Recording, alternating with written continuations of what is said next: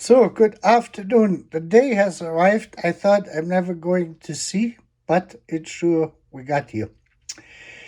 And let me just show you this. I got now three voltage regulators, as you can see.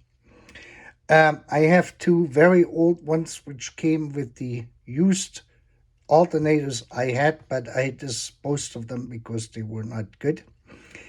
When I got the vehicle, the previous owner had put in the 380 SL or SEL alternator. That was an 80 amp alternator, and the only thing which is really wrong is the bearings at this point, and that's the one I may put back in there. The one I ordered just recently, used from eBay, comes from a 420 SEL with supposedly 88,000 miles on it, and I haven't opened the box yet. But I got the Mercedes-Benz regulator, and I had gotten this regulator last year for the rebuilt one, where I made the videos on how to rebuild the alternator.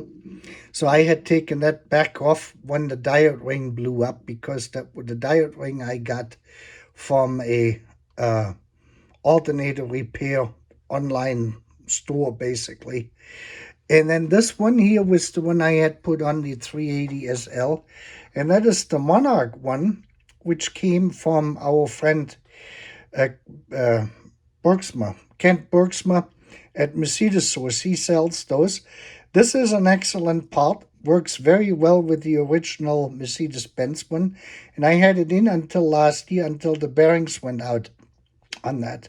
And I just took that off because I have to disassemble that alternator anyway to get a working one out. And with 14.5 volts, it charges the battery, the S6 battery I had in there sufficiently. I had this part in for about 3 years, a little bit over 3.5 years, and there's nothing wrong with it. So this is definitely an excellent voltage regulator if you're not worried about that the 14.5 volts are going to cook your battery in hot climate. But here comes now the mind-boggling thing. So I ordered the Bosch one, which the Bosch part number is, that was last year, November, to put into the rebuilt alternator I had where the diode ring failed. This is an F04R 320 375. Costs around $40 or $50. You can see it, the part number. And they put on made in Taiwan. And they put this also on here with their date code, basically. It's a little bit used because I drove like 25 miles or 50 miles or so with it until the diode ring blew up on that rebuilt alternator. And then I thought, well, since I'm going to make a bigger video series about this, I'm going to get the Mercedes-Benz one. And it turns out the Mercedes-Benz one, they came in yesterday, it's just labeled like this here with the Bosch number, F04R 320 375. And it has the Mercedes-Benz part number for it on the box, and the best part is this here. I mean, this is where we are, made in Taiwan, China.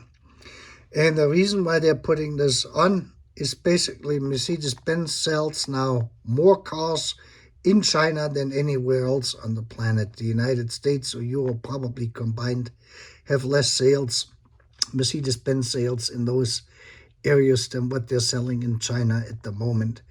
And you can see by the date, Mercedes-Benz, the parts department received this part here on May 22nd, 2023, so just about a year ago.